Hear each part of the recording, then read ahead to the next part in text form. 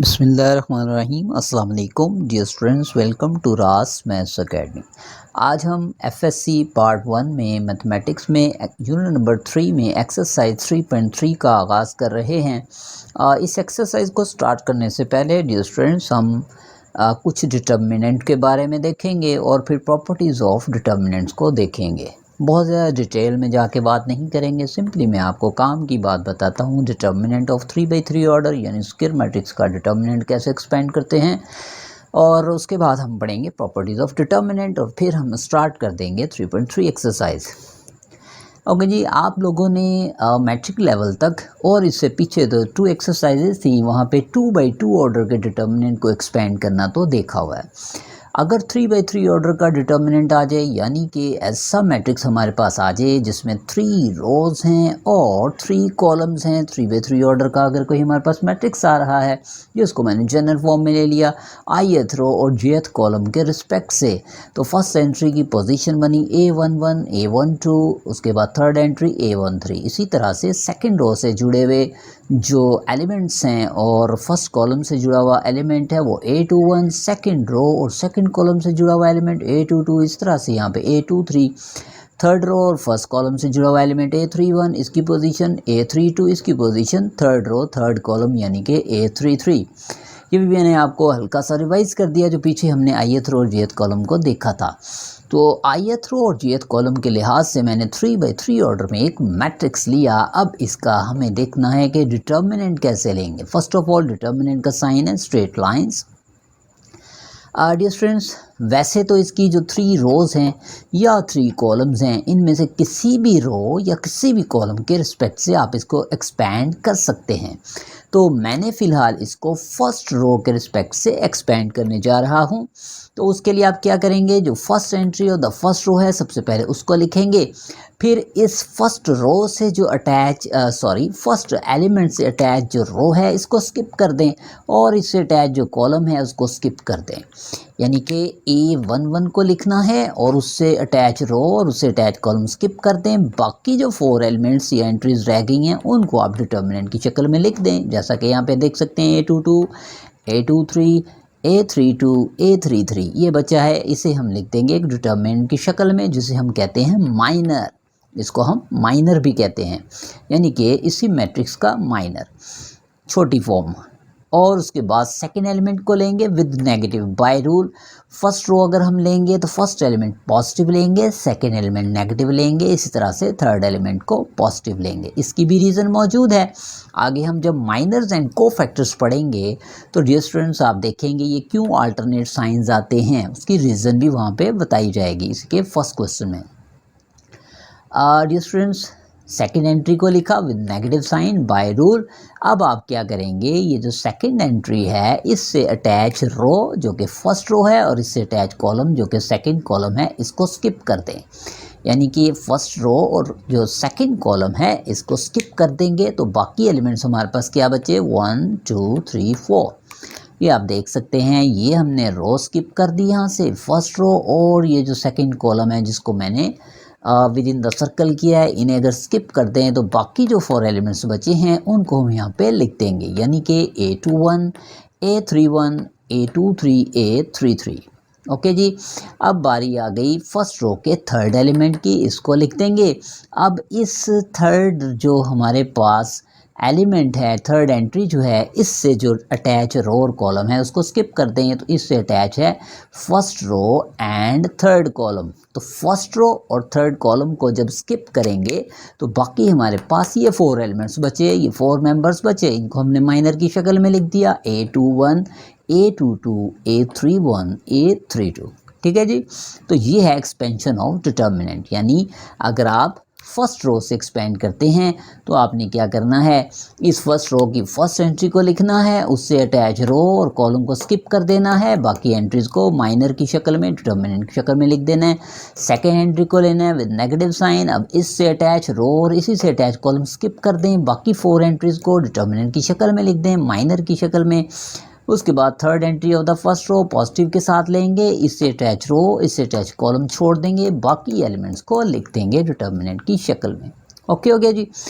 अब उसके बाद ये 2/2 ऑर्डर डिटर्मिनेंट तो आपको एक्सपेंड करना आता है क्रॉस मल्टीप्लाई मेथड, यानी कि डिसेंडिंग ऑर्डर में इन दोनों एंट्रीज का प्रोडक्ट ले लेंगे, माइनस बाय रूल फिर असेंडिंग ऑर्डर में इन दोनों कॉर्नर एलिमेंट्स का प्रोडक्ट -1 to A12, फिर इसी तरह से इनमें पहले डिसेंडिंग ऑर्डर में दोनों का प्रोडक्ट ले लेंगे और फिर असेंडिंग ऑर्डर में दोनों कॉर्नर एलिमेंट्स का मल्टीप्लाई ले लेंगे नेगेटिव बाय रूल। उसके बाद A13 और डिटर्मिनेंट एक्सपेंड करेंगे 2/2 ऑर्डर का, इन दोनों डिसेंडिंग ऑर्डर में पहले दोनों एंट्रीज का प्रोडक्ट लेंगे माइनस बाय रूल, और उसके बाद जो हमारे पास असेंडिंग ऑर्डर है उसमें इन दोनों एंट्रीज का डायगोनल एंट्रीज का प्रोडक्ट ले लेंगे।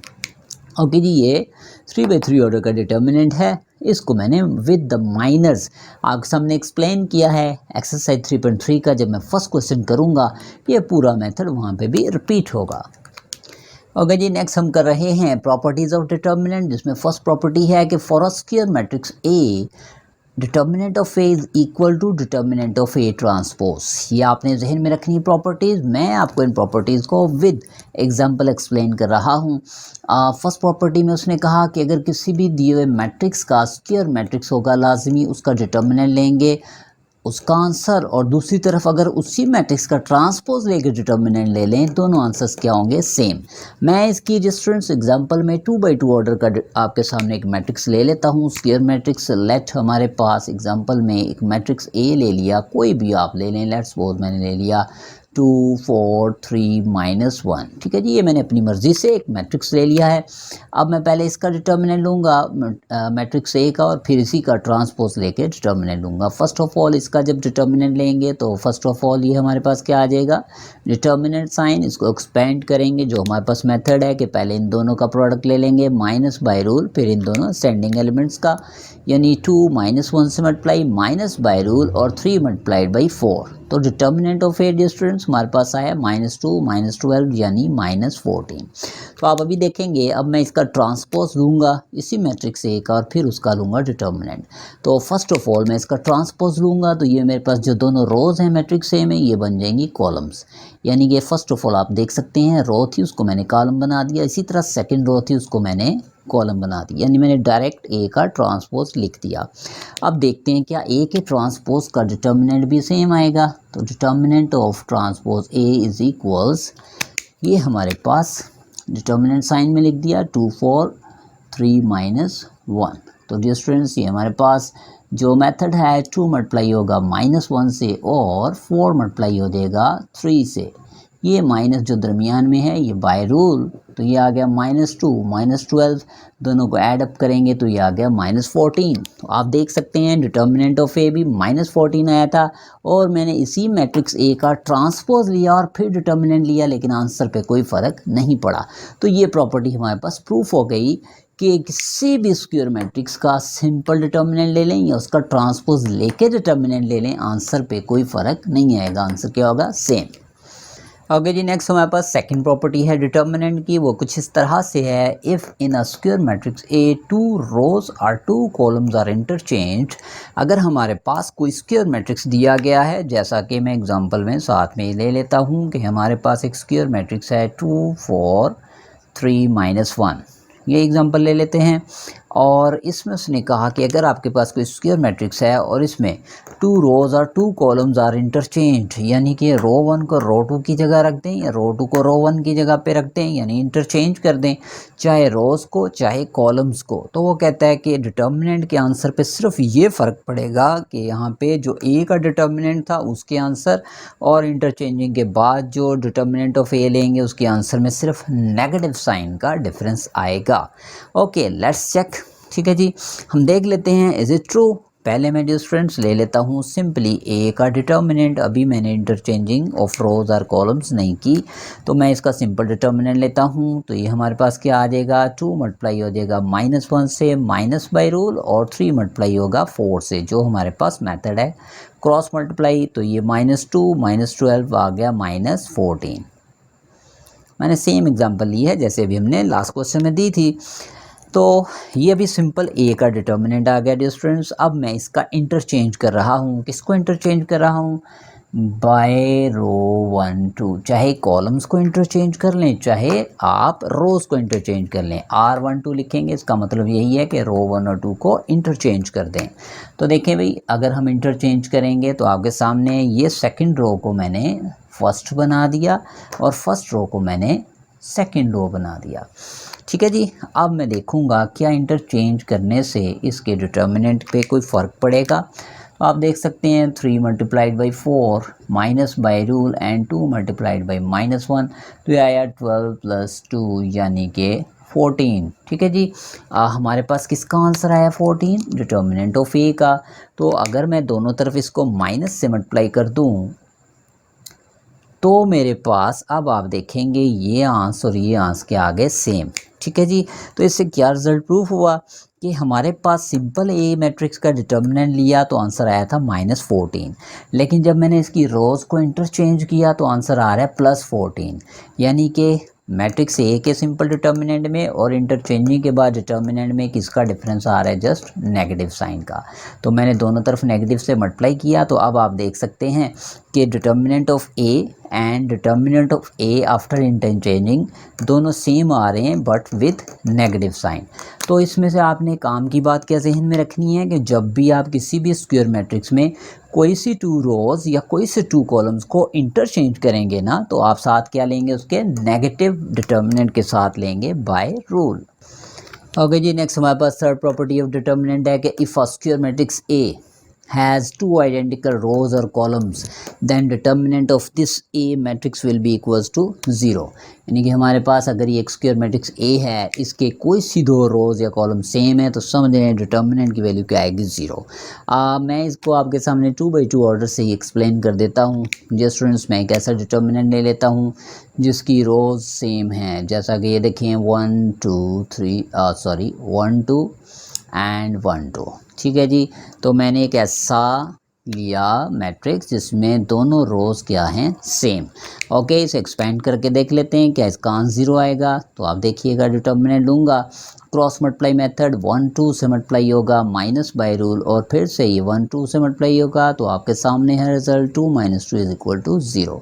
यानी कि हमने दोनों रोज़ या कोई से भी 2 कॉलम्स आप सेम भी ले लेंगे तो आपके पास लाजमी डिटर्मिनेंट का आंसर क्या आएगा, 0।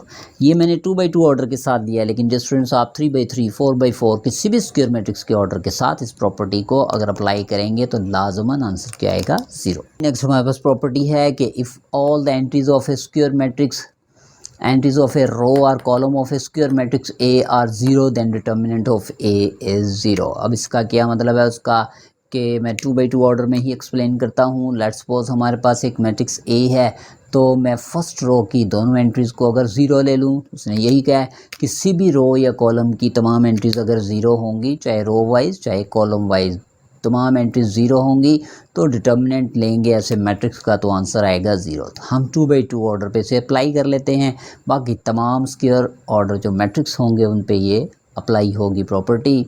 तो डियर स्टूडेंट्स, हम 0 को 3 से मल्टीप्लाई कर देंगे, माइनस बाई रूल 2 को 0 से मल्टीप्लाई कर दें तो आप देख सकते हैं आंसर आया 0 - 0 which is equals to 0।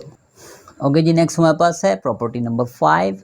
If entries of a row or column in a square matrix A are multiplied by a number k belongs to R, then determinant of resulting matrix is KA। अब इसमें जो students example से ही आपको ज़्यादा अच्छी clarification होगी। आप let's suppose कर लें आपके पास एक मैट्रिक्स A है जिसमें आप कह लें यहाँ पे 6 है और यहाँ पे 9 है, यहाँ पे 1 है और यहाँ पे 5 है। तो वो कह रहा है कि अगर आपके पास किसी भी रो या कॉलम में कोई भी स्केलर मल्टीप्लाई हो रहा है, यानी कोई भी स्केलर आप कॉमन ले लेंगे तो वो पूरे मैट्रिक्स के साथ, पूरे डिटर्मिनेंट ऑफ मैट्रिक्स के साथ मल्टीप्लाई होगा और आंसर पे कोई फ़र्क नहीं पड़ेगा। लेट्स सपोज मैं यहाँ पे डिटर्मिनेंट ऑफ ए लेता हूँ, बल्कि यहीं पे आप ले लें, हमारे पास ये ए का डिटर्मिनेंट ही आ रहा है।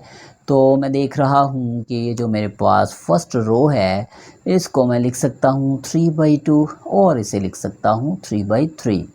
तो डियर स्टूडेंट्स, फर्स्ट रो में आप देख सकते हैं ये मेरे पास के की शक्ल में एक वैल्यू है जो कि मल्टीपल है इस फर्स्ट रो की। तो उसने कहा कि अगर आप इस 3 को यहाँ पे कॉमन लेंगे तो वो पूरे डिटर्मिनेंट का मल्टीपल बन जाएगी, यानी रिमेनिंग वैल्यूज़ आर 2 1 3 5। यानी कि आप इस तरह से अगर यहाँ से कोई स्केलर कॉमन लेंगे, ठीक है, किसी भी रो में से या कॉलम में से, तो वो डिटर्मिनेंट की टोटल वैल्यू का मल्टीपल बन जाएगा और आंसर पे कोई फ़र्क नहीं पड़ेगा। Let's check. मैं पहले इसको एक्सपेंड कर लेता हूँ और फिर इसको एक्सपेंड करूँगा, तो देख लेते हैं। यहाँ पे हमारे पास इसकी एक्सपेंशन में देखें क्या आएगा, 6 multiplied by 5 minus by rule 1 multiplied by 9, तो सिंप्लीफाई करने से आया 30 माइनस 9 यानी कि 21। अब इसको देख लेते हैं, जिसमें से हमने 3 को कॉमन लिया, जो कि पूरे डिटर्मिनेंट का हमने कहा था कि स्केलर मल्टीपल बन जाएगा और आंसर पे कोई फ़र्क नहीं आएगा। तो 2 5 से मल्टीप्लाई 10 माइनस बाय रूल 1 3 से मल्टीप्लाई ये क्या आ जाएगा 3। तो हमारे पास 3 multiply by 10 minus 3 which is 7, दोनों को मल्टीप्लाई करेंगे तो आंसर क्या आ गया 21। तो आप देख सकते हैं इस सूरत में और इस सूरत में, दोनों सूरतों में आंसर सेम है।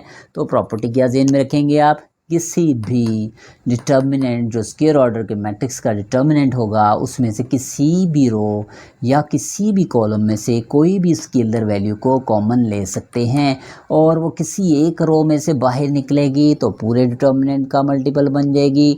चाहे एक और रो में से मज़ीद कुछ कॉमन लेंगे तो वो अलहदा से इसी स्केलर के साथ मज़ीद मल्टीप्लाई हो जाएगा। मज़ीद इसकी डिटेल हम आगे इंशाल्लाह एक्सरसाइज में भी देखेंगे। Okay student, next property number 6 जो है उसको मैं इसी एग्जांपल ही के लिहाज से एक्सप्लेन करूंगा तो ज़्यादा अच्छी तरह आपको क्लियर हो जाएगा। एग्जांपल नंबर प्रॉपर्टी नंबर 6 का बहुत ज़्यादा यूज़ नहीं है आगे क्वेश्चन में, सिर्फ एक आध क्वेश्चन में इसका यूज़ है। प्रॉपर्टी ये है कि अगर आपके पास कोई इस तरह से स्क्वायर मैट्रिक्स आ रहा है जिसमें किसी एक कॉलम की एंट्रीज प्लस होके आ रही हैं, तो आप इसी को ब्रेक कर सकते हैं 2 डिटर्मिनेंट्स में। अगर मैं इसी स्क्वायर मैट्रिक्स का डिटर्मिनेंट ले लूँ, ठीक है जी, इसका क्या ले लूँ डिटर्मिनेंट, तो प्रॉपर्टी ये किसकी है डिटर्मिनेंट की। तो मैं अगर इसी स्क्वायर मैट्रिक्स का डिटर्मिनेंट ले लेता हूँ तो इस डिटर्मिनेंट को आप 2 सब डिटर्मिनेंट्स की शक्ल में प्लस करके लिख सकते हैं। किस तरह से कि ये जो फर्स्ट आपके पास कॉलम में जो फर्स्ट एंट्रीज हैं इनको अलहदा से लिख दें और प्लस में ये जो सेकंड एंट्रीज हैं इनको अलहदा से आप लिख दें एक डिटर्मिनेंट में, और जो सेकंड और थर्ड कॉलम्स हैं इनको आप बिल्कुल नहीं छेड़ेंगे, इनको आप सेम एज इट इज़ लिख देंगे। इस तरह यहाँ पे भी A12 A22 A32 और यहाँ पे A13 A23 एंड A33। यानी कि आपने भी क्या अंडरस्टैंड किया कि अगर किसी डिटर्मिनेंट में किसी भी एक कॉलम या रो में प्लस या माइनस हो के एंट्रीज आ रही हैं तो आप जिनमें प्लस माइनस नहीं है उन कॉलम्स को तो एज इट इज़ लिख देंगे, लेकिन ये जो कॉलम्स अलहदा से दोनों डिटर्मिनेंट्स में एडजस्ट कर देंगे। इसको मैंने यहाँ पे एडजस्ट कर दिया और इसको मैंने यहाँ पे सब डिटर्मिनेंट में एडजस्ट कर दिया, ठीक है जी। इसके साथ इन दोनों कॉलम्स को अलहदा लिख दिया, प्लस इसके साथ इन तमाम ऐड होने वाली वैल्यूज़ के साथ इन दोनों कॉलम्स को अलहदा। तो आप इन दोनों को एक्सपेंड करेंगे तो आंसर पे कोई फ़र्क नहीं पड़ेगा। ये है हमारे पास property of determinant. Okay students, ये हमारे पास लास्ट प्रॉपर्टी है डिटर्मिनेंट्स की, जो कि मोस्ट यूज प्रॉपर्टीज़ हैं उनमें से लास्ट प्रॉपर्टी है और सबसे इम्पॉर्टेंट प्रॉपर्टी है। इसको आगे हम ख़ास तौर पे जो एक्सपेंशन वाले क्वेश्चन हैं उनमें यूज़ करेंगे। What is this property? If to each entry of a row or column of a square matrix A is added a non-zero multiple of corresponding entry of any other row or column, then determinant of resulting matrix is determinant of A। Dear students, क्या कह रहा है यहाँ पे वो, उसको मैं आपको एग्जाम्पल के साथ बड़े अच्छी तरह से एक्सप्लेन करता हूँ। वो कहते हैं अगर आपके पास एक मैट्रिक्स ए आ रहा है, स्क्वायर मैट्रिक्स, लेट्स सपोज 1 2 3 2 7 8 4 5 3, मैंने एक स्क्वायर मैट्रिक्स ले लिया अपनी मर्ज़ी से, आप कुछ भी ले सकते हैं, मैंने अपनी मर्ज़ी से ये स्क्वायर मैट्रिक्स ले लिया। अब वो कहते हैं चाहे इसका डिटर्मिनेंट एक्सपेंड कर दें वही आंसर आएगा, और बाय दिस प्रॉपर्टी कि आप किसी भी रो को किसी भी स्केलर से मल्टीप्लाई करके किसी भी उसके कॉरस्पॉन्डिंग जो एंट्रीज़ हैं, किसी भी पैरेलल रोज़ की कॉरस्पॉन्डिंग एंट्रीज़ हैं उसमें से प्लस माइनस करते हैं, आंसर ऑफ डिटर्मिनेंट पे कोई फ़र्क नहीं पड़ेगा। अच्छा जी, मैंने यहाँ पे क्या किया ये देखें, मैंने लिखा ऑपरेशन के रो 2 -2 टाइम ऑफ रो 1 के सेकंड रो में से फर्स्ट रो को 2 से मल्टीप्लाई करके स्केलर 2 से मल्टीप्लाई करके माइनस कर दें। तो ये देखें सेकंड रो पे ऑपरेशन लगा है, first row as it is लिखी और सेकंड रो की तमाम एंट्रीज में से इसको मैंने 2 से मल्टीप्लाई करके कॉरस्पॉन्डिंगली माइनस कर दिया, यानी सेकंड रो की एंट्री 2 लिखी और फर्स्ट रो को किससे मल्टीप्लाई करना है 2 से, 2 1 आर 2 माइनस कर दिया, फिर 7 में से 2 को 2 से मल्टीप्लाई करेंगे 4 आ गया, इसको माइनस कर दिया, फिर इस थर्ड एंट्री 8 में से इस रो 1 को जब 2 से मल्टीप्लाई करेंगे 2 3 ज़ा 6 तो इसको माइनस कर दिया। अब आप चाहे इसको एक्सपेंड करके देख लें, चाहे इसको एक्सपेंड करके देख लें, यानी कि इसमें हमारे पास जो सिंप्लीफिकेशन में रिज़ल्ट आएगा यानी 1 2 3 और यहाँ पे क्या आएगा 0 3 2 और ये रो एज इट इज, सिर्फ जिस रो पे ऑपरेशन लगा है उसी में चेंज प्रोड्यूस होगी। तो यहाँ पे सिर्फ सेकंड रो में चेंज प्रोड्यूस हुई है कि इस फर्स्ट रो को हमने 2 से मल्टीप्लाई करके इस सेकंड रो में से माइनस किया तो रिजल्ट आया ये। अब वो डियर स्टूडेंट्स कहना क्या चाह रहा है, चाहे इसका डिटर्मिनेंट ले लें, चाहे इस तरह से किसी भी रो को किसी स्केलर से मल्टीप्लाई करके उसके पैरेलल जो भी रो आ रही है उसमें से माइनस कर दें, इसका भी आंसर वही आएगा और इस डिटर्मिनेंट का आंसर भी सेम आएगा। और ज़रूरी नहीं ये रो वाइज ही हम प्लस माइनस कर सकते हैं, किसी भी रो को किसी स्केलर से मल्टीप्लाई करके कॉलम वाइज भी सेम ऑपरेट कर सकते हैं कि किसी भी कॉलम को किसी भी स्केलर से मल्टीप्लाई करके उसके पैरेलल जितने भी कॉलम्स आ रहे हैं उनमें से प्लस कर दें माइनस कर दें, determinant of the square matrix पे कोई फ़र्क नहीं पड़ेगा। तो डियर स्टूडेंट्स आज हमने डिटेल में इन प्रॉपर्टीज़ को देखा है, इंशाल्लाह हम नेक्स्ट इसका जो एक्सरसाइज है 3.3 इसको स्टार्ट करेंगे और एक्सरसाइज को बड़ी तेज़ी से हम ख़त्म करने की कोशिश करेंगे, चूँकि हमने जो मेन इसमें वर्क था प्रॉपर्टीज़ ऑफ डिटर्मिनेंट जिनका आपको लाजमी पता होना चाहिए था वो सारी देख ली। बोर्ड पॉइंट ऑफ व्यू से ये एक नहायत अहम एक्सरसाइज है, इसमें से हर सूरत में आपको लॉन्ग क्वेश्चन आएगा या शॉर्ट क्वेश्चन आएगा, हर सूरत में आएगा, तो इसलिए इस एक्सरसाइज को बड़े ध्यान से देखिएगा। इंशाल्लाह अगली वीडियो में मिलेंगे इस एक्सरसाइज के साथ 3.3 के साथ। तब तक के लिए इजाज़त दें, मेरे चैनल को सब्सक्राइब करें, लाइक करें, शेयर करें। अल्लाह हाफिज़।